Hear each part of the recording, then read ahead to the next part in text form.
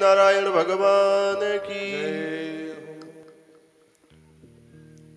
कल की परम पवित्र कथा में हम सभी लोग भगवती के परम पवित्र यश का और भगवान श्रीमन नारायण के हयग्रीव अवतार की पवित्र कथा का श्रवण कर रहे थे। उसी के अंतर्गत किस प्रकार से श्री ठाकुर जी ने, थोड़ा इसकी आवाज बढ़ाओ, भगवान ने किस प्रकार से हयग्रीव दैत्य का वध किया वो हम कल सुने कि एक हयग्रीव नाम का दैत्य हुआ,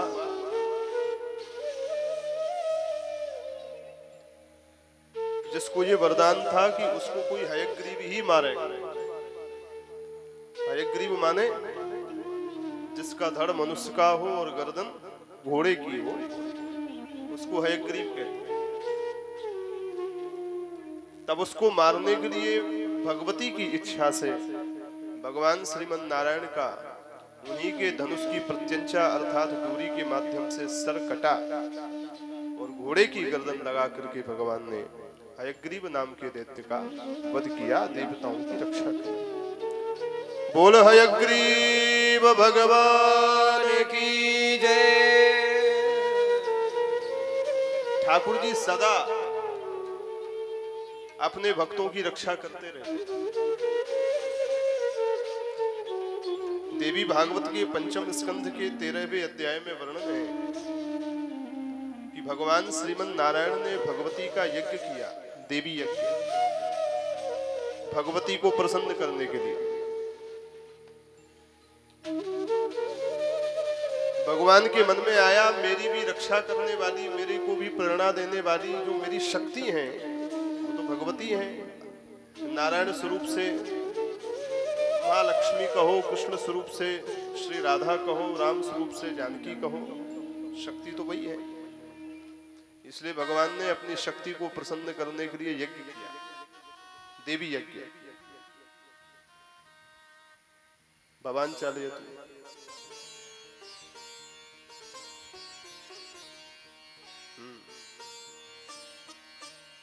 भगवान ने यज्ञ किया। वो जब से ठाकुर जी ने यज्ञ किया तो सारे देवी देवताओं को निमंत्रण दिया। इंद्र को, भगवान शंकर को, ब्रह्मा जी को, जितने भी देवी देवता हैं सबको बुलाया और कहा कि हम भगवती को प्रसन्न करने के लिए यज्ञ कर रहे हैं, देवी यज्ञ, आप सब पधारें। समस्त देवी देवताओं ने मिलकर के श्री ठाकुर जी के साथ में भगवती का यज्ञ किया। मुख्य यजमान नारायण बने और जब वो यज्ञ पूर्ण होने को आया तब यज्ञ की पूर्णाहुति के समय भगवती प्रकट हो गई। बोलो दुर्गा महारानी की जय। भगवती ने प्रकट होकर के भगवान श्रीमन नारायण से कहा, हे विष्णु, आपकी इस परम पवित्र उपासना से मैं प्रसन्न हूं और मैं आपको वरदान देती हूं प्रसन्नता में कि समस्त देवी देवताओं में आप सबसे श्रेष्ठ माने जाएंगे, सबसे उत्तम माने जाएंगे। सारे देवी देवताओं में आप सबसे श्रेष्ठ होंगे और केवल श्रेष्ठ ही नहीं होंगे, समस्त देवी देवताओं के रक्षक भी होंगे, सबकी रक्षा करने वाले आप ही होंगे। जब जब देवी देवताओं के ऊपर कोई भी कष्ट आएगा तो आप ही विविध विविध अवतारों को धारण करके उनकी रक्षा करेंगे। ये मेरा आशीर्वाद है। आप सर्वशक्तिमान होंगे, परमेश्वर होंगे, सबके भगवान होंगे, ऐसी मेरी शुभकामना है। जब जब कोई भी संकट आएगा आप ही रक्षा करेंगे। जब जब हो धर्म के हानि, जब जब हो धर्म के हानि, जब जब हो धर्म के हानि, जब जब हो धर्म के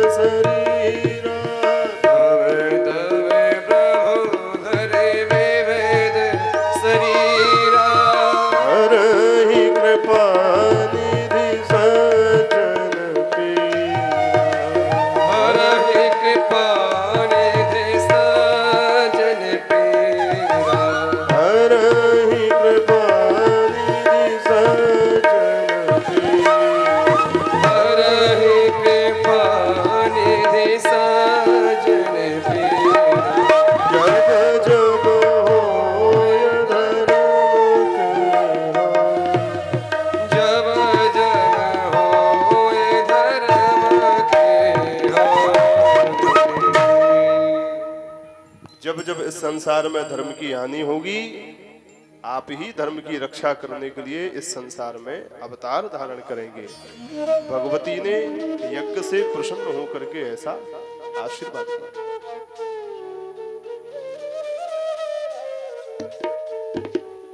भगवान व्यास कहते हैं जन्मेजय,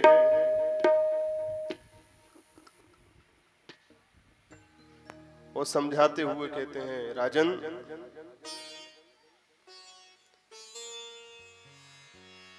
आपने अपने पिता के कल्याण के लिए क्रोध में तामस यज्ञ तो किया, अब आप देवी यज्ञ करिए भगवती को प्रसन्न करने के लिए, जैसे भगवान श्रीमन नारायण ने किया। नारायण के बाद भगवान शंकर ने भी किया, इंद्र ने भी किया, ब्रह्मा ने भी किया, सबने किया है। आप करो, भगवती को प्रसन्न करो। हमारे बालकदास महाराज जी भी ब्राह्मण ने बुला करके, आप ही के ग्राम से क्षेत्रवासी ने इकट्ठे करके भगवती को यज्ञ कराए रहे। बोलो जय सिया राम। ये भगवती की कृपा से हो रहा है, सीताराम जी की कृपा से हो रहा है। जब तक भगवान की कृपा ना हो तब तक साधन भी नहीं बनता। जितना साधन बने, जितना भजन बने, वो सब ठाकुर जी की कृपा से ही बन पाता है। हमारी क्या सामर्थ्य, क्या साधन, क्या भजन करें। हाँ, हम तो इतना कर पाते हैं कि कल करेंगे, कल करेंगे, कल करेंगे, कल करेंगे, ये तो हो जाता है हमसे। पर वो कल कब आएगा? वो भगवती की, भगवान की कृपा से ही आएगा, तभी हो पाता है। और महाराज श्री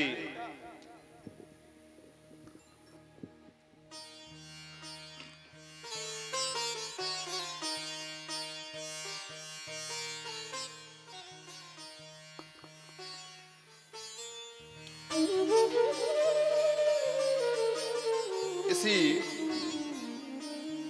भगवती के यज्ञ के पश्चात जन्मेजय ने कहा, वह यज्ञ कैसे हो गए, उस यज्ञ की महिमा क्या है, कुछ उसके बारे में बता दें। तो भगवती की महिमा को श्रवण कराते हुए भगवान व्यास कहते हैं कि अयोध्या नगरी के एक राजा हैं। अयोध्या नगरी के उन राजा का नाम है ध्रुव संधि। अयोध्या के बहुत राजा हुए। ये राम जी के अवतार के बाद की घटना है। उन राजा का नाम है ध्रुव संधि। राजा के दो रानियां थीं, एक रानी का नाम था मनोरमा, दूसरी रानी का नाम था लीलावती। बोलो राधे राधे। दोनों रानियों से एक एक संतान भई। मनोरमा की संतान का नाम था सुदर्शन और छोटी रानी लीलावती की संतान का नाम था शत्रुजित। ये दो संतानें बनी। राजा का समान दोनों संतानों से प्रेम था। सुदर्शन बड़ा बेटा था, बड़ी रानी का था। शत्रुजित छोटी रानी का छोटा बेटा था। दोनों में समान प्रेम था। धीरे धीरे जब दोनों बालक बड़े हुए तो राजा का छोटे बालक से प्रेम ज्यादा हो गया, बड़े बालक से प्रेम थोड़ा कम हो गया। क्योंकि छोटा बड़ा माधुर्यपूर्ण था, बड़ा मधुर था, वाणी उसकी बड़ी मधुरा थी, देखने में भी बड़ा सुंदर था, तो उसके प्रति प्रेम ज्यादा हो गया। एक बार राजा शिकार खेलने के लिए गए जंगल में। जंगल में एक सिंह पर बाण मारा। राजा के बाण से सिंह घायल हो गया। घायल शेर तो और भी खतरनाक होता है। मरा नहीं, घायल हुआ। और घायल अवस्था में ही उस सिंह ने राजा के ऊपर कर दिया आक्रमण और राजा को अपने पंजे के नखों के द्वारा सिंह ने मार डाला। जब ध्रुव संधि उन्हीं के सैनिकों और मंत्रियों के सामने देखते देखते मारे गए तो सैनिकों को आया क्रोध। सैनिकों ने उस सिंह के ऊपर बाणों की बरसात कर दी। सो सिंह भी मारा गया। अंततोगत्या राजा और सिंह दोनों ही मर गए। लौट करके मंत्री जब महल में आए सब बड़े दुखी थे। महाराज मर गए, बालक दोनों छोटे हैं, क्या करें। तब कहा गद्दी पर अधिकार तो बड़े बेटे का होगा। सूर्य वंश की परंपरा है, जेठ स्वामी सेवक लघु भाई। जो बड़ा होता है वो स्वामी होता है, जो छोटा होता है वो सेवक बनते हैं। इसलिए सुदर्शन राज्य का अधिकारी है, सुदर्शन को बैठाओ। सारे मंत्री लोग मिलकर के, कुलगुरु वशिष्ठ मिलकर के बड़े बेटे सुदर्शन को अयोध्या की गद्दी पर बैठाने लगे। तभी छोटी रानी जो थी, जिसका नाम था लीलावती, उसके पिता युधाजित आ गए। माने जो राजा मरे हैं उनकी छोटी रानी के ससुर आ गए, उनके पिता आ गए।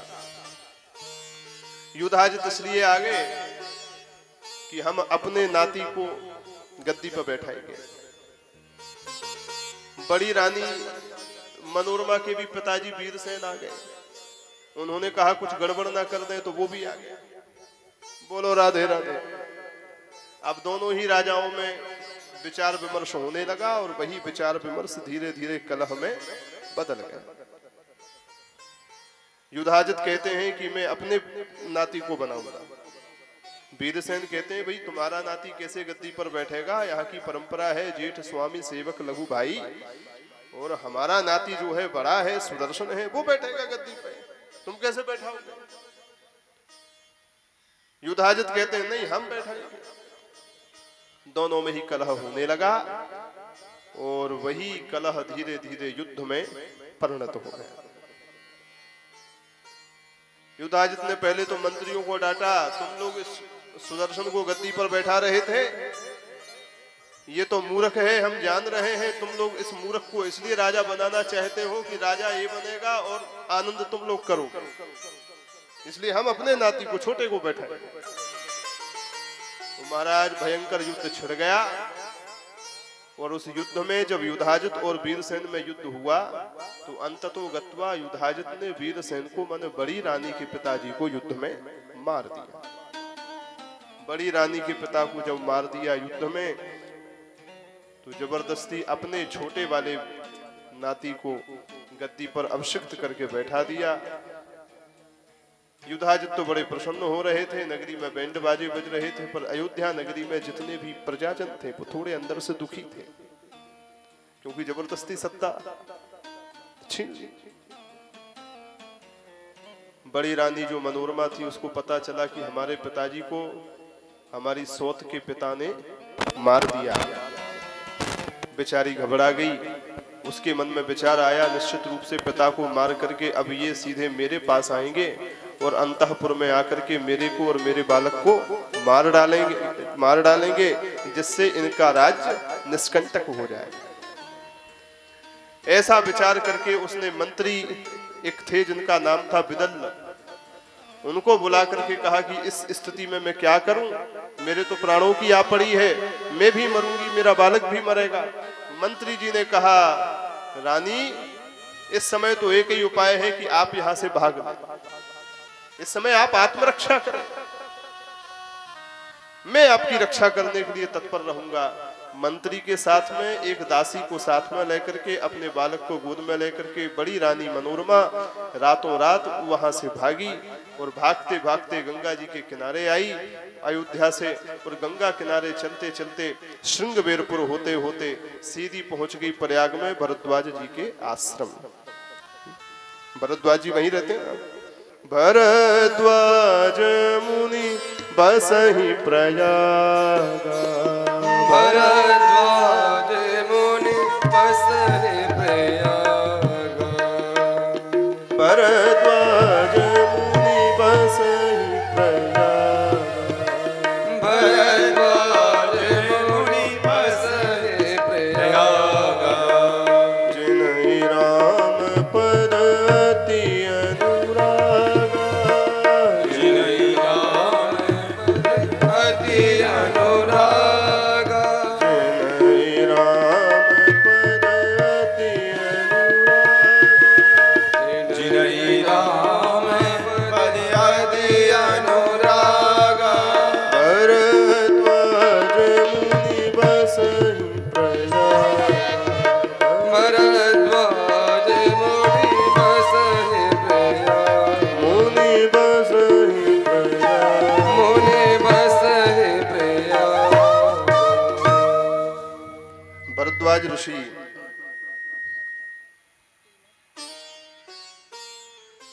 श्री प्रयाग में विराजते हैं और प्रयाग में विराजने के बाद वहीं पर एक बार माइक सेट करवा दिया करो, बार बार चीचा पूरी कथा एकदम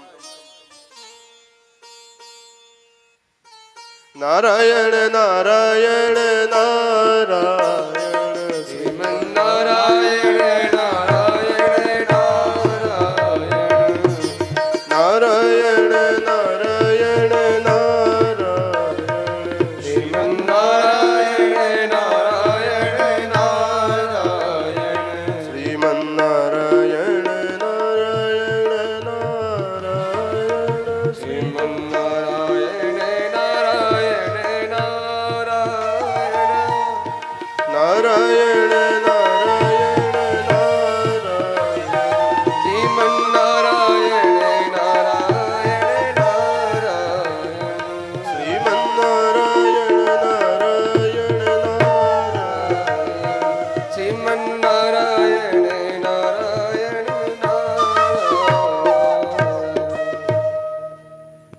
भरद्वाज मुनि के आश्रम में वह मनोरमा अपने बालक को लेकर के आई और महामुनि भरद्वाज की शरणागत हो गई। ऋषि ने पूछा, देवी तुम्हारा नाम क्या है, कहां से आई हो, बड़ी चिंतित दिख रही हो, तो सारी कहानी बताए था। कहा, महाराज इस समय मैं आपकी शरण में आई हूं, आप मेरी रक्षा करें, मैं आपके ही आश्रय में रहना चाहती हूं। जिस प्रकार से माता जानकी महर्षि वाल्मीकि के आश्रय में उनके आश्रम में रही, ऐसे ही मैं भी अयोध्या की ही रानी हूं, मैं भी आपके आश्रय में अपनी आत्मरक्षा करना चाहती हूं, मुझे आप यहाँ पर शरणागति दें। महामुनि भरद्वाज ने कहा, देवी निर्भय होकर के यहाँ रहो, जब तक तुम यहाँ हो तब तक तुमको किसी से डरने की आवश्यकता नहीं है। मंत्री और दासी के साथ अपने बालक का वहीं पर एक कुटिया में लालन पालन करने लगी वह रानी मनोरमा। इधर जब अपने नाती शत्रुजित को सिंहासन पर बैठाने के बाद जब उत्सव पूरा हुआ, तब उस राजा के नाना युधाजित को स्मरण आया, ओहो अभी हमारी बिटिया की सौत मनोरमा का बेटा जिंदा है, लेके भाग गई है, निश्चित रूप से बड़ा हो जाएगा तो यहाँ पर राज्य को छीनने का प्रयास करेगा, इसलिए उसको ढूंढ करके ठिकाने लगा दिया जाए। सैनिकों से पता लगवाया, कहाँ है सुदर्शन, कहीं पता नहीं चला। बहुत खोज करने के बाद पता चला, ओहो वो तो प्रयाग में महामुनि भरद्वाज जी के आश्रम में रह रहा है। युधाजित को चैन नहीं पड़ा, सेना लेकर के पहुंच गए महामुनि भरद्वाज जी के आश्रम। महामुनि भरद्वाज जी को किया प्रणाम और दंडवत करके कहा, महात्मन हमारी बेटी की सौत अयोध्या की बड़ी रानी मनोरमा आपके संरक्षण में रह रही है, मैंने ऐसा सुना है, आप उसको बाहर लेकर के आए। इधर मनोरमा को पता चला कि युधाजित हमारी खोज करते करते यहाँ आ गया तो घबरा गई, कांप गई, निश्चित रूप से ये हमको और हमारे बालक को मार देगा। भरद्वाज जी जब मिलने के लिए आए तो मनोरमा ने हाथ जोड़ करके प्रार्थना करते हुए कहा, महात्मन आप हमारी रक्षा करें। कैसे रक्षा करें? बोले आप हमारी रक्षा ऐसे करें कि आप युधाजित की बातों में ना आना। ये जो दुष्ट लोग होते हैं वो छल कपट की बातों का आश्रय लेकर के अपनी बातों में फंसा लेते हैं। बोलो राधे राधे। उदाहरण देते हुए कहा कि एक बार पांचों पांडव जब अज्ञातवास में वनवास में रहते थे, उस समय बड़े बड़े ऋषि मुनियों के सानिध्य में उनके आश्रम में पांडवों की धर्मपत्नी द्रौपदी रहा करती थी। उसी समय मुनि के आश्रम में एक जयद्रथ नाम का राजा आया। जयद्रथ, उसने जब वेद मंत्रों की ध्वनि सुनी तो विचार किया, इन महात्माओं के आश्रम में जाकर के दंडवत कर लें, प्रणाम कर लें।